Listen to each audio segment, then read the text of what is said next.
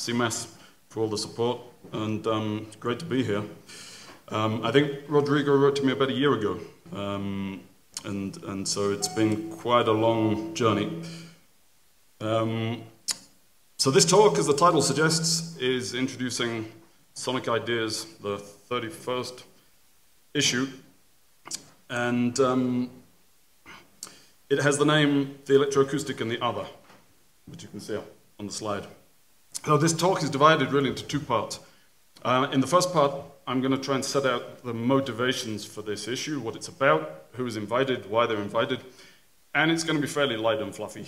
I'm going to play you some examples, and you're going to learn a little bit about a variety of different composers. Second part, I'm going to focus specifically on my article, which is about the piece I played on Wednesday. It's called To Us, or To US.S. We'll come to that later. And that's going to be quite a lot more of an academic, forensic look at a piece. So it's going to be talk of two halves, really. So I'd like to start by congratulating CMAS. 20 years.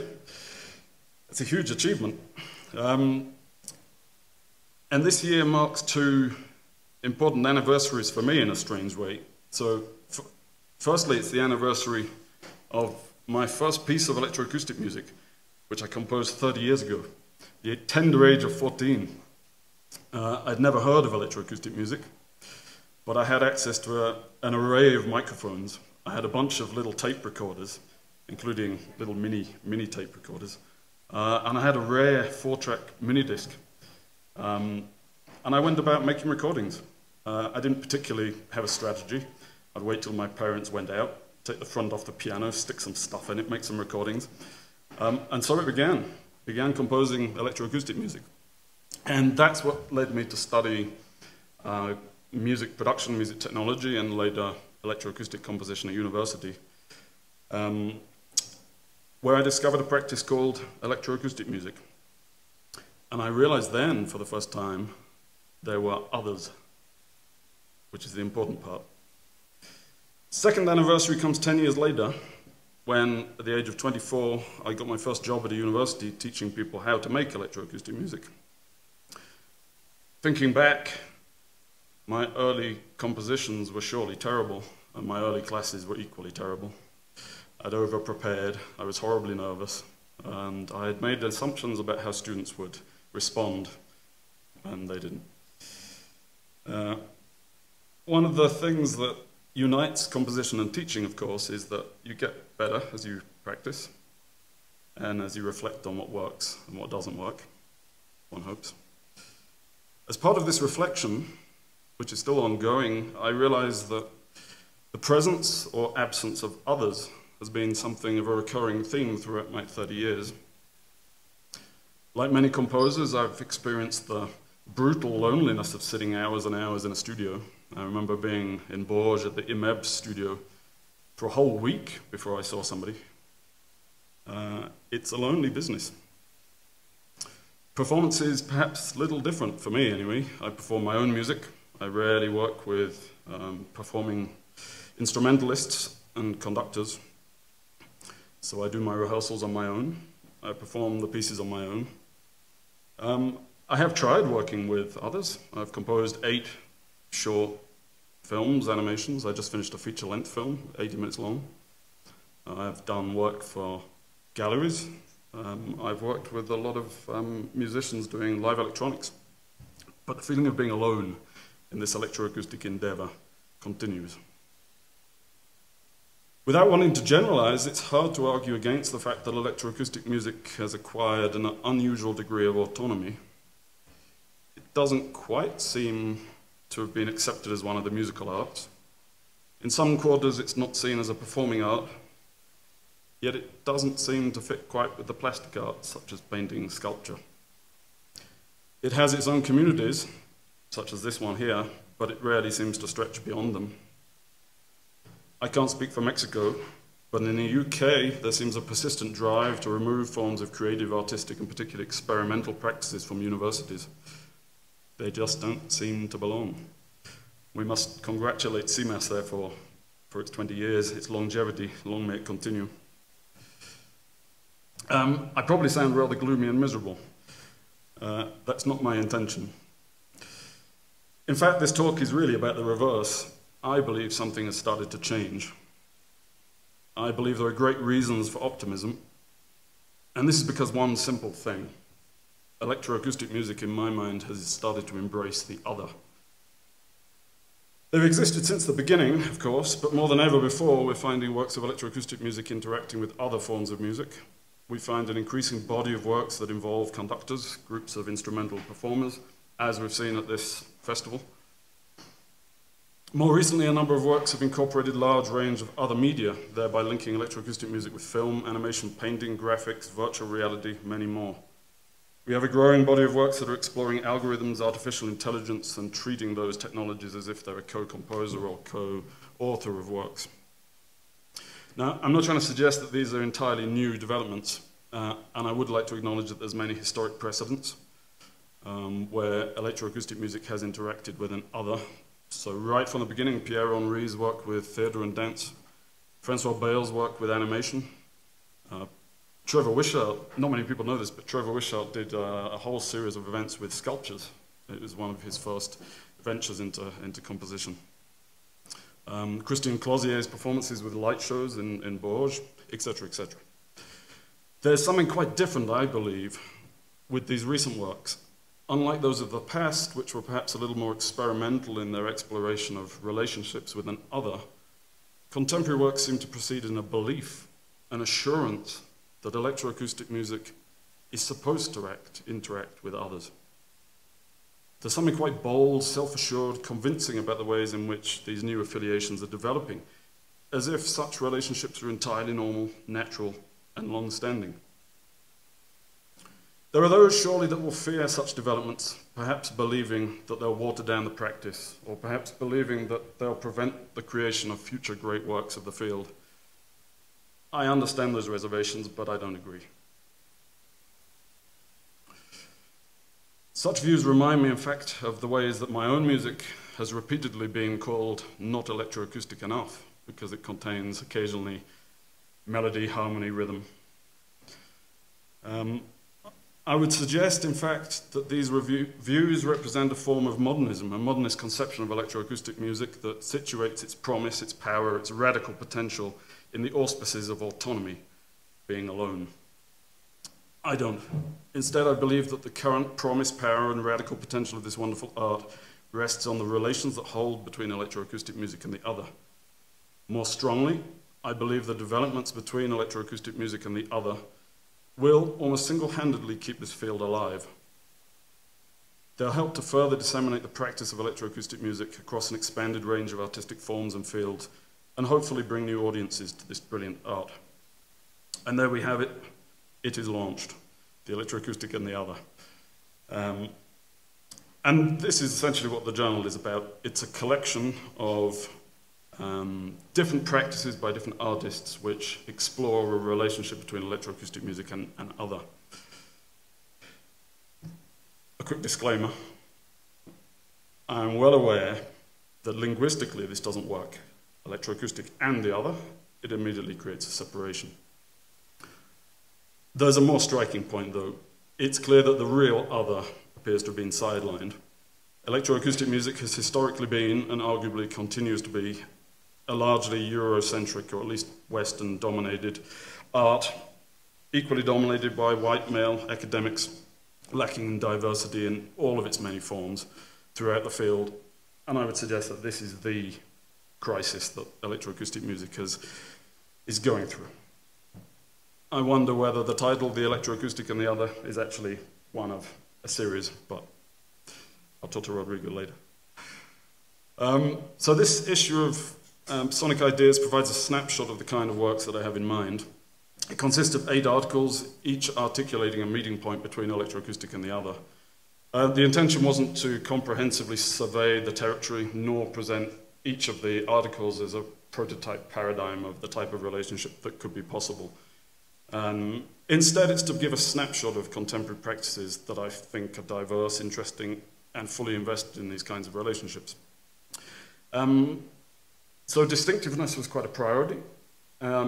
And I kind of realize that this is going to make the article, or the issue rather, a little bit lumpy, in the sense that all of the articles are highly distinctive in their investigation of practices.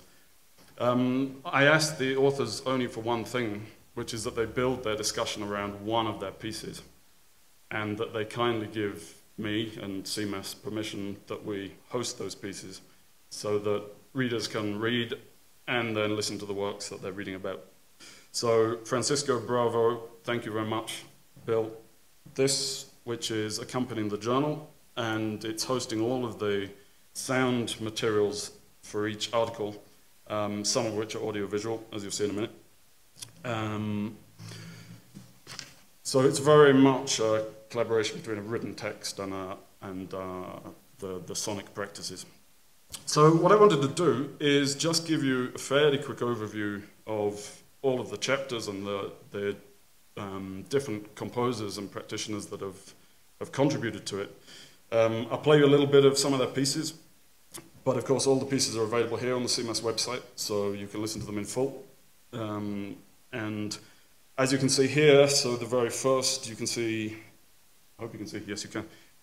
You can see the very first article, which is my one, and it's got 7 sound examples. I'll tell you about those later. The final one is the entire piece, if you want to listen to that.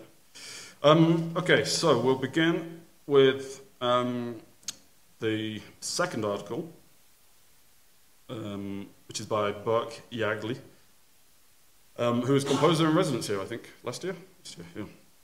Yeah. Burke considers ways of hybridizing electroacoustic music and heavy metal.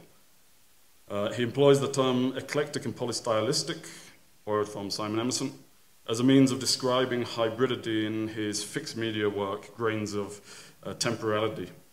The idea here, of course, is that the other is simply a different kind of practice. And incidentally, I'm getting loads of people wanting to do PhDs who are trying to do hybridity between electroacoustic music and something else. It's becoming increasingly popular. Burke's music navigates the challenge of forging a compositional method where essentially he's slamming together one tradition which is note-based, to use Landy's terms, and another which is sound-based. So here's an example. And I don't control the volume, and as you can probably imagine, this is going to be loud. So be careful. It will not play at all.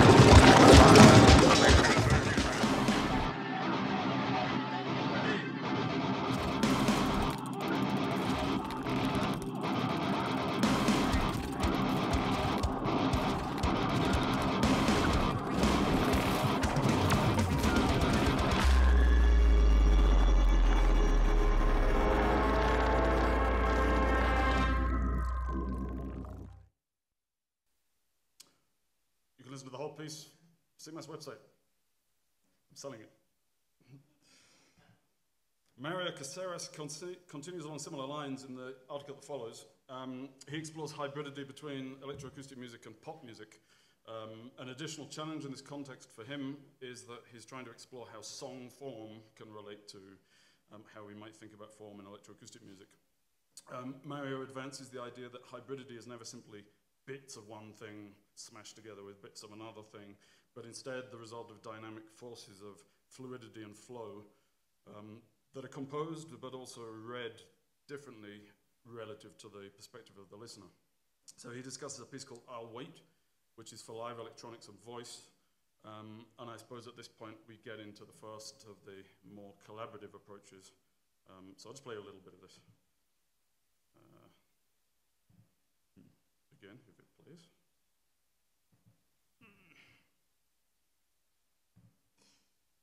Okay.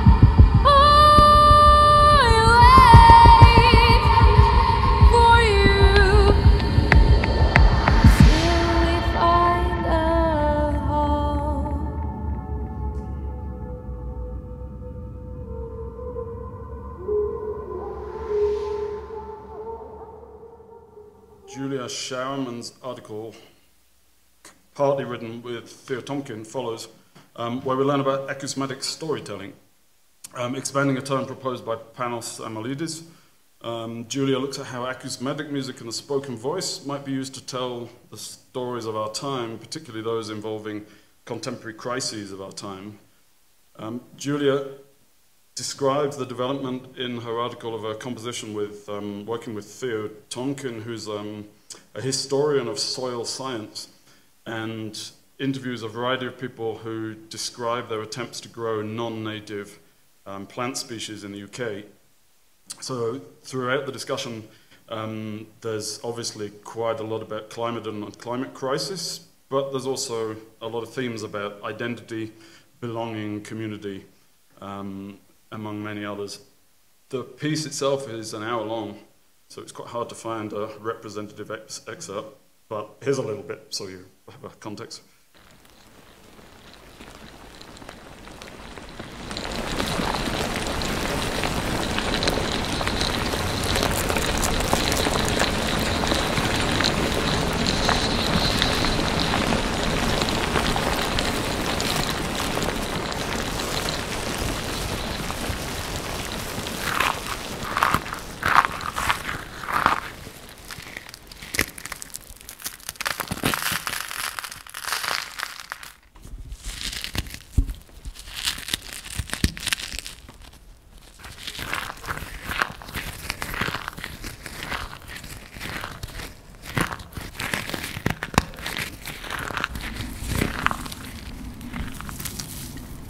Nature is us. It's where we live. You know, although I am very happy in cities, I don't want to live in the country.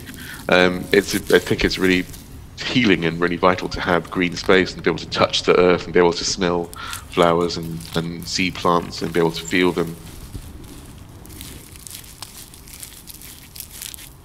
I like the feel of the earth and touching the roots.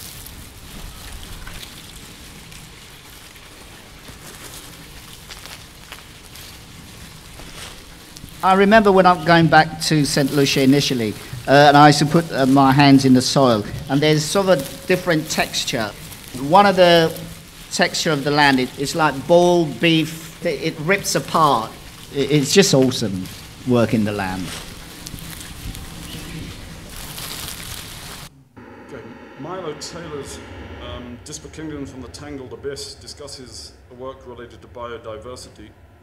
Milo suggests that the work embraces both human and non-human participants, using various technologies to deconstruct visual taxonomies of Ernst Haeckel, which you can see on the board, a romantic zoologist, biologist, and Milo describes him as scientific racist. Using object-oriented code, digital signal processing, artificial intelligence, primarily OSC, Milo's work aims to unpack the taxonomic bias in contemporary artificial intelligence. So he's using it to rework Haeckel's often exquisite imagery and looking at how artificial intelligence arguably continues the same trend of aestheticization.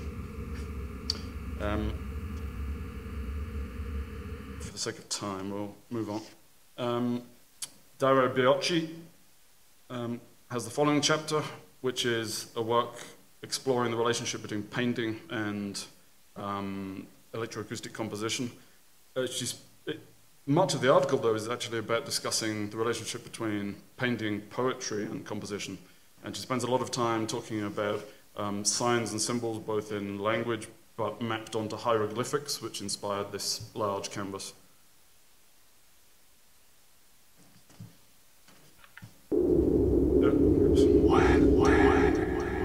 Manos Canelos. This article is about the relationship between electroacoustic music and virtual reality. So these are pieces for headset, but he's made a fixed media version for us to look at on the CMUS website. And he's actually rare in the article, in the journal, because he's giving us 3 examples of different works, comparing and contrasting the relationships between sound and image here, but also thinking about space, primarily, with it being virtual reality.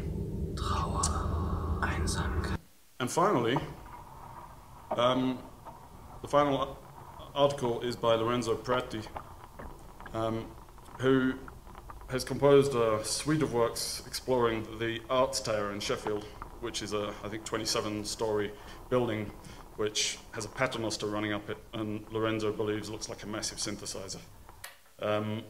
And his article discusses various ways of exploring architecture as something which is fluid and in motion, rather than something which is immutable and static. And so he's looking at ways of creating engagement.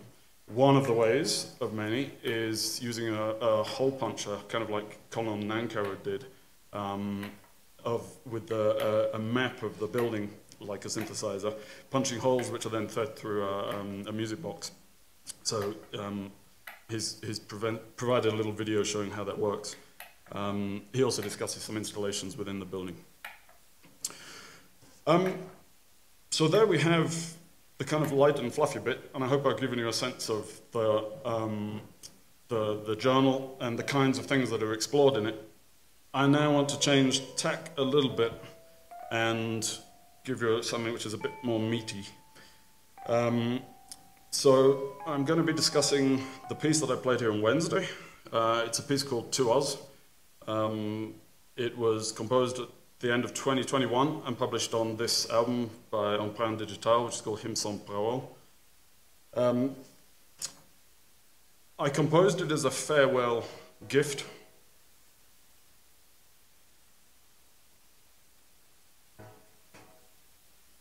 Okay, I'll just talk about it. Okay, farewell gift to the University of Sheffield. I worked at the University of Sheffield for 10 years, and this is one of the buildings where we ran a thing called US.S, University of Sheffield Sound Studios, which Adrian always tells people, you know, if you Google it, it's the hit below United States Secret Service on Google. University of Sheffield Sound Studios, yeah. And so I'd worked there for 10 years, and I wanted to give something back. We had a final concert, and I decided I would secretly compose a piece to play that final concert. And so I composed this. It contains references to about 30 of my colleagues and past students over that 10-year period. So it's an intentional, it's an intention to embed references to other people's music within the fabric of my piece. And of course, a large part of this was given over to reference to a colleague that I worked most closely with, Adrian Moore. Some of you might know him, who I had the pleasure of working with throughout the 10-year period. Of course, over the 10 years, there were certain types of sound materials, compositional ideas, musical themes that seemed to emerge and spread across the group of composers, and then promptly disappear. And of course, my own musical ideas and interests were influenced by those, and to us was a very deliberate attempt to acknowledge this two-way exchange of compositional ideas by making specific and unambiguous references to the works that had inspired me. The short version of that is to say, I learn from my students, and I very much hope that they learn from me too. It was intended as a celebration to us, or to you, or to US.S, hence the title, which you asked me about earlier. Again, a couple of disclaimers. These ones are not quite so serious. A recent review of my album, Hymns Sans Parole, Ed Pinsent of the Sound Project writes the following.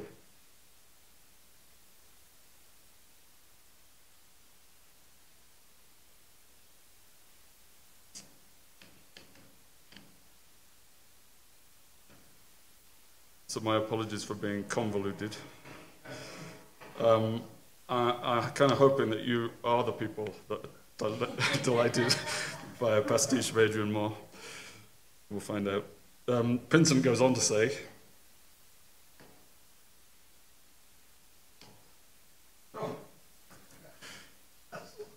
so my thanks to Seamus for allowing me to play such terrible music.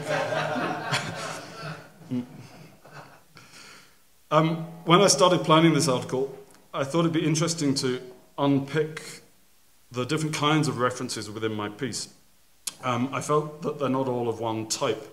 So there are some which are quite literal, some which are fairly obscure, some which are references to certain types of materials, others which are references to kind of relationships between materials, some which are about signs or symbols encoded in the musical material. So I thought this would be kind of fascinating to pull apart and talk about. I started reading around the topic and discovered fairly quickly that there's almost nothing written on what, for want of a better term, would be called intertextuality in acousmatic music. There's some examples in which intertextual terms are used, so papers by Monty Atkins, Manuela Blackburn, Travis Garrison, Lee Landy, Neil O'Connor. They're perhaps some of the most notable, most of those coming from Manuela's guest-edited issue of Organized Sound, which is brilliant. And Manuela's paper for me is a particular highlight. Most of these articles, though, tend to focus upon sampling rather than referencing, and for reasons we'll come on to later, therefore there's a difference. I subsequently turned to text about intertextuality and intertextuality more generally. And to cut a very long story short, the article is divided into three main areas which discuss quotation, allusion, and pastiche. So we'll have a look at those. So starting with quotation, and my plan is to try and give an academic context for what this term might mean relative to acousmatic music, which I don't believe anybody's done. So we're all familiar with the term quotation, I assume. It's mentioned in Julia Kristeva's foundational statement. Any text is constructed as a mosaic of quotations. We're also familiar, of course, with quotations in music. It runs from the history of music as we know it, notated. I'll leave you to read that for a second.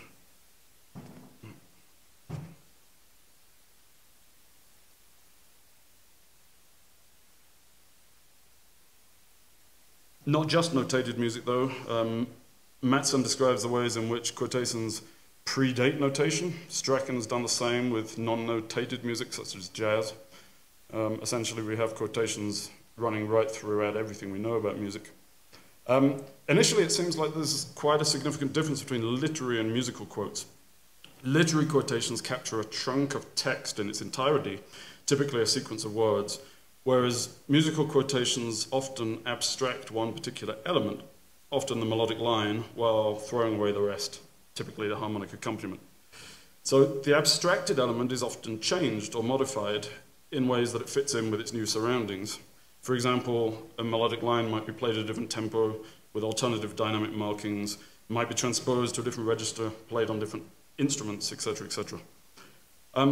Because of this, I argue that acousmatic quotations are actually closer to those found in literature than instrumental music. And the reason for this is quite simple. The units that comprise note-based music are far easier to quote than their sound-based counterparts. Because notes are thin, whereas sounds are thick. Terms borrowed from philosopher Stephen Davis,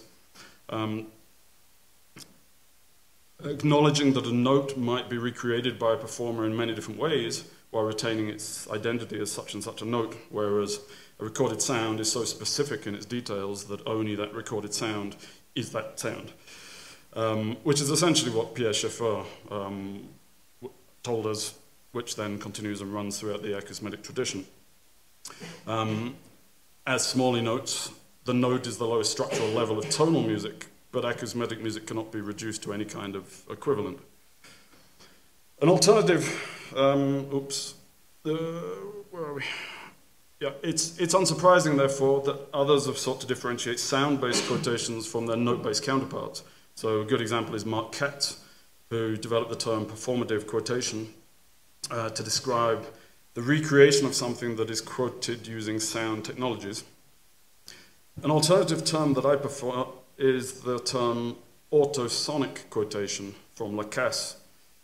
Unlike Katz's definition, which prioritizes samples, Lacasse's term recognizes the specificity of all forms of recorded sound. Autosonic quotation, he says, is intimately linked with recording techniques, and it's paired with the term allosonic, which is described as follows.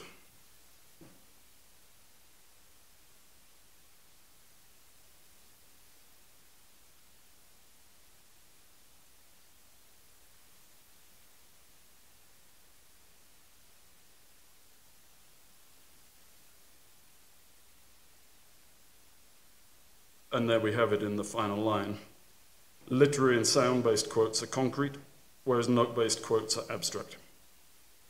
One final point, there are some musical traditions, hip-hop being a good example, where sound-based quotations are the norm. Acousmatic music is not one of those. Pieces such as Domond's Frankenstein Symphony, which includes whole chunks of musical material from 20 of his former colleagues and students, remain outliers in the field. To us, did not include any quotations. So quotations are direct references to other texts. Allusions are indirect references to other texts. In literary works, for example, quotations involve the direct repetition of a chunk of text. Allusions, by contrast, don't include any such chunk. They include instead references to recognizable features found elsewhere. So perhaps they're set in the same location as another book, or they have the same names of characters from somewhere else. References to particular actions, events, or narrative situations. So it's not a literal repetition of text. For William Irving, these allusions can't be accidental. An author must have intended any references, and it must be possible for at least some of the intended readership to identify them. And this highlights quite a significant difference between quotations and allusions. Quotations do not come into being through the interpretive acts of readers, whereas allusions do. Since quotations recreate whole chunks of text, the reader will either identify or fail to identify any references. Allusions, by contrast, require the reader to make a connection between, and here's two more terms, between hypertext and a hypotext.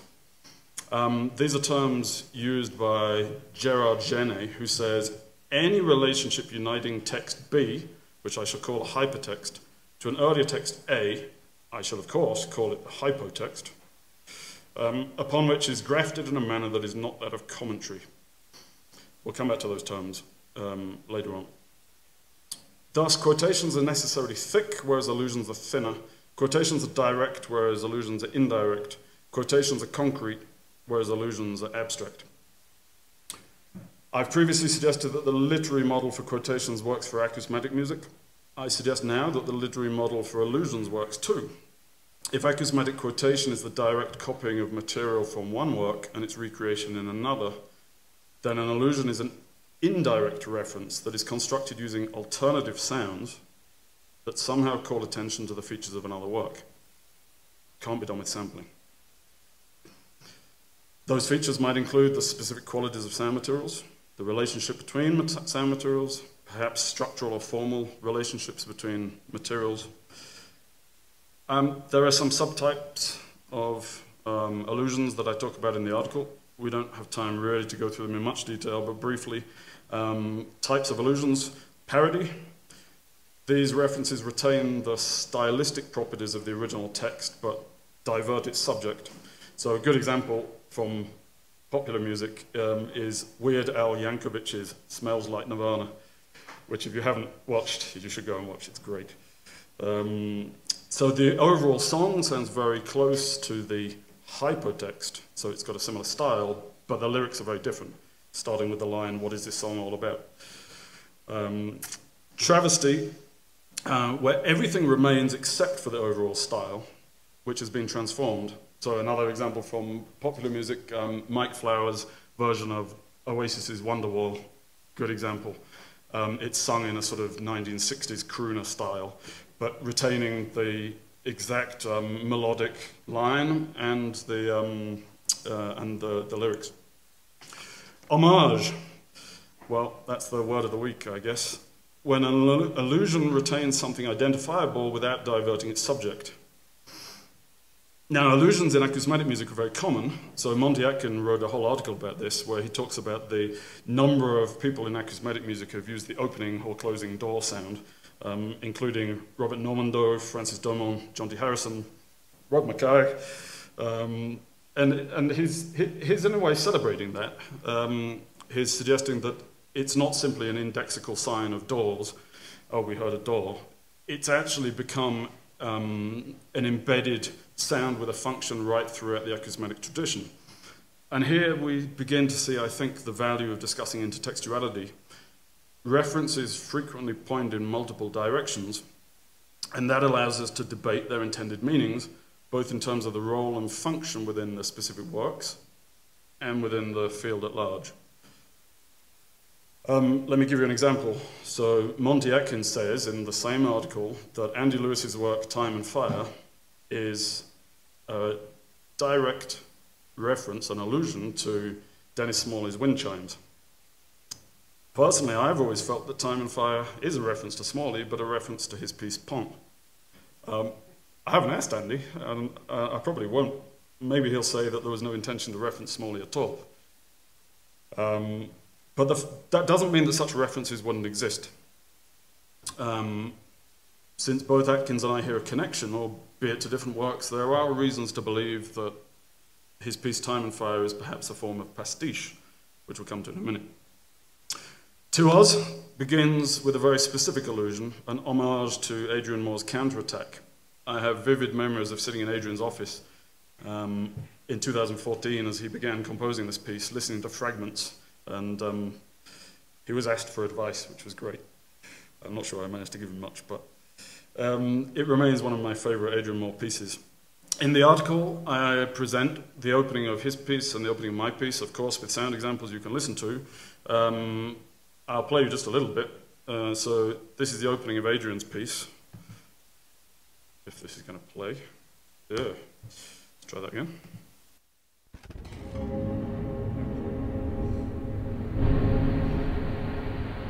I'm actually...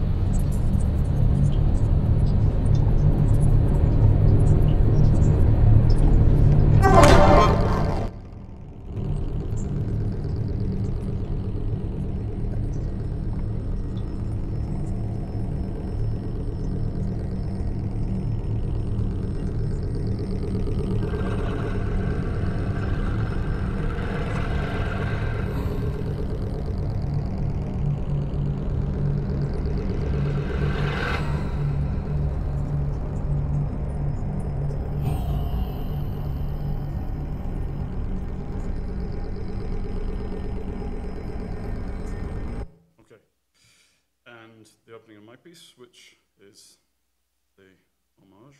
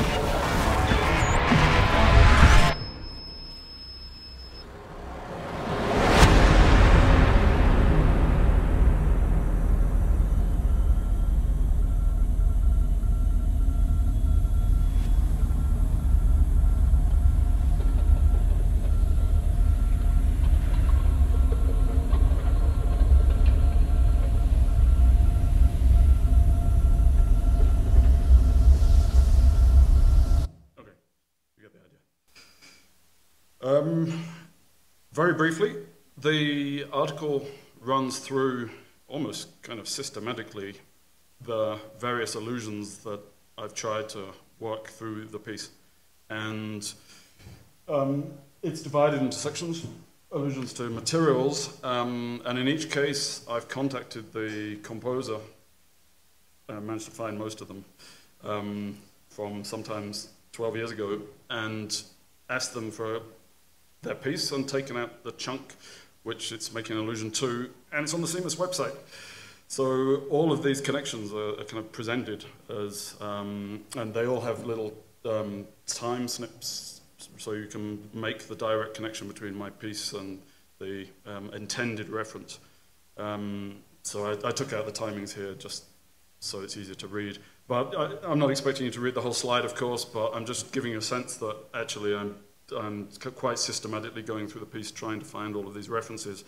Then I talk about simultaneous materials, so things that occur in time, and a few examples of references that I abstracted from people, and then, simultaneous materials occurring simultaneously and then sequentially.